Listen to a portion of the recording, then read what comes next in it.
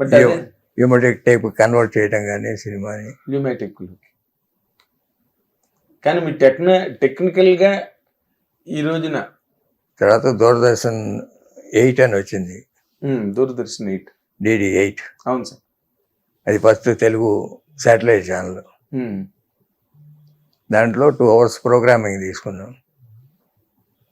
ఈ news watch అని, hello Hyderabad అని, పుణ్యక్షేత్రాలని, ఇప్పుడు మీరు చేసే ఛానల్స్లో చేసే ప్రోగ్రామింగ్ అంతా ఆ ప్రోగ్రామింగ్ మీరు మొదలెట్టి 2 years రామచంద్రమూర్తి వీళ్ళంతా చేసేవాడు. అవునండి, రామచంద్రమూర్తి.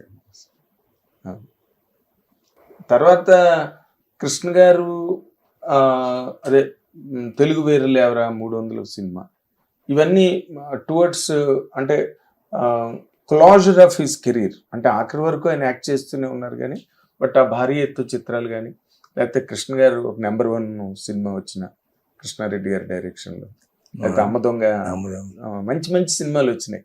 బట్ ఆ పేస్లో కృష్ణ గారి కెరీర్ని చూసిన మీకేమనిపిస్తుండేది సార్?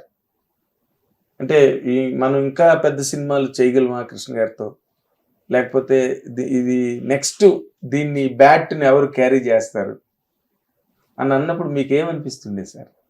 ఏముంది, ఆయనకి వరుసలో వచ్చారు కదా, రమేష్ బాబు, మహేష్ బాబు వచ్చారు.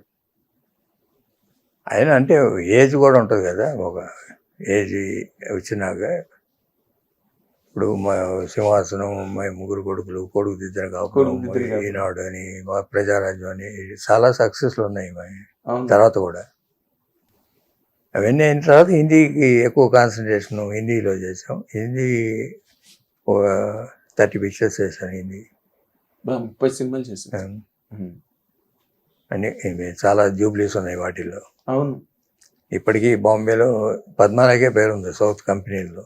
ఇంకో పేరు తెలియదండి వాళ్ళకి రియల్లీ. ఇప్పటికి హోటల్స్ లో కూడా పద్మాలయ పేరు చెప్తే ఇమ్మీడియట్ గా రూమ్ ఇచ్చేవారండి సార్.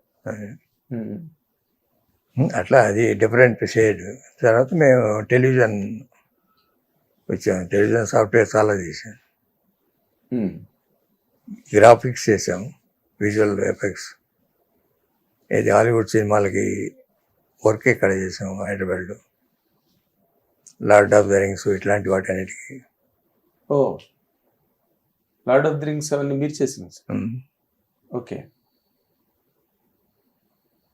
అంటే అసలు మీరు చెప్పిన వాటిలో తెలుగు సినిమాలు, పన్నెంటు కాపురం, అల్లూరి సీతారామరాజు, పాడి పంటలు ఇవన్నీ పక్కన పెడితే అసలు ఈ స్ప్రెడ్ ఉంది చూసారా, ఈ టెక్నికల్ స్ప్రెడ్. తర్వాత న్యూ ఏజ్ లోకి వస్తున్నప్పుడు ఇన్ని ప్లాట్ఫామ్స్ క్రియేట్ చేయడం, వీటిలోకి పద్మాలయ వెళ్ళడం అన్నది కంటిన్యూ అవ్వలేదు కదండి, ఎక్కడో మధ్యలో బ్రేక్ వచ్చింది. కంటిన్యూ అవ్వలేదు. కంటిన్యూ నేను 10-15 yearsగా యాక్టివ్ లేను.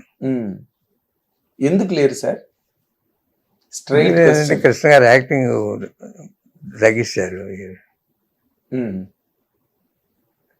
సో మరి తక్కిమ హీరోలతో ఇప్పుడు ఈ రోజున ఫర్ ఎగ్జాంపుల్ తీసుకుంటే అల్లు అరవింద్ గారు వాళ్ళ బ్యానరు గీతాట్స్, వాళ్ళకు హీరో ఉన్న తక్కిమ హీరోలతో సినిమాలు చేస్తూ వచ్చారు. అండ్ అందరూ దాదాపుగా. కానీ మీరు ఎందుకు ఆ బ్లాక్ని ఎందుకు సార్ వదిలేశారు? పద్మాలయ తెలుసుకుంటే ఏ హీరోతోనైనా సినిమా చేయొచ్చు. అంటే పద్మాలయ ఒక కృష్ణ గారికి మాత్రమే, దానికోసమే పెట్టింది సంస్థ, కృష్ణ గారి కోసం, కృష్ణ గారి కెరియర్ కోసం. బట్ దాన్ని బిజినెస్ పరంగా చూడలేదు. హిందీ బిజినెస్ పరంగా చేసాము, లేకపోతే టెలిఫిలిమ్స్ ఇవన్నీ చేసాము. అడ్వాన్స్మెంట్ టెక్నాలజీ వాటికి ఏంటంటే చాలా కాన్సన్ట్రేషన్ కావాలి. ఈ మ్యానిపులేషన్స్ వీటన్నిటికీ ఆర్టిస్టు టెంపర్మెంట్ కూడా మారిపోయింది. మారిపోయిందంటే ఆర్టిస్ట్, డైరెక్టర్, ప్రొడ్యూసర్కి వాల్యూ లేకుండా పోయింది. ఇవాళ ప్రొడ్యూసరు, ఫిలిం ప్రొడక్షన్లో ఇన్వాల్వ్ అయ్యే ప్రొడ్యూసర్లు చాలా తక్కువ. అవునండి. ఏదో ఒక కాంబినేషన్, ఒక డైరెక్టర్, ఒక హీరో, వాళ్ళకి కావాల్సిన డబ్బు ఇవ్వటం, కాంబినేషన్ సెట్ చేయడం అంతే, దానికి కావాల్సిన క్యాష్ డౌన్. దాంట్లో ప్లెజర్ లేదు, ఫిల్మ్ మేకింగ్ ప్లెజర్. ఉమ్. ఫిల్మ్ మేకింగ్ ప్లెజర్, ప్యాషన్ ఉండాలి. బిజినెస్ తో Passion పాటు ప్యాషన్ ఉన్నాయి. ప్యాషన్ ఉండాలి. మన స్టోరీ సెలెక్షన్ కానీ లేకపోతే ఎగ్జిక్యూషన్ కానీ, మనం ఎక్కడ తీస్తున్నాం, ఏం సెటిల్ వేస్తున్నాం, కాంబినేషన్ ఏంటి, ఆర్టిస్టులు ఎవడు, టెక్నీషియన్స్ ఎవడు, ఇవన్నీ ప్రొడ్యూసర్లకు తెలియదు వాళ్ళ. డైరెక్టర్ ఏది చెప్తే అదే, ప్రొడ్యూసర్కి డైరెక్ట్ ఇన్వాల్వ్మెంట్. సో అదే కారణానికి మీరు అప్పుడు ఇంకొకరితో ఎవరితో ప్లాన్ చేయడానికి కానీ ఇష్టపడలేదు. సినిమా మేకింగ్ అనేది ఒక ప్యాషన్. ఆ ప్లెజర్ లేకపోతే సినిమా మేకింగ్ ఎందుకు?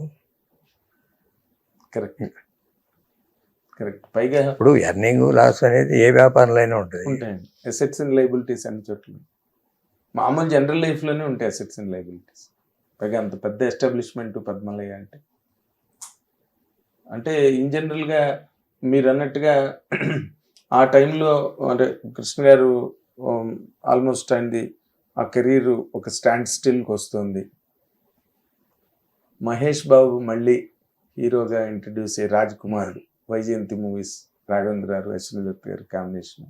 అవి వచ్చే వరకు మధ్యలో ఒక period, Mahesh Babu first picture వచ్చే వరకు, ఆ టైంలోని అసలు పద్మలయ యాక్టివిటీ అన్నది మీరు ఏ విధంగా ప్లాన్ చేద్దాం అనుకున్నారు? చేశారా, చెయ్యలేదా?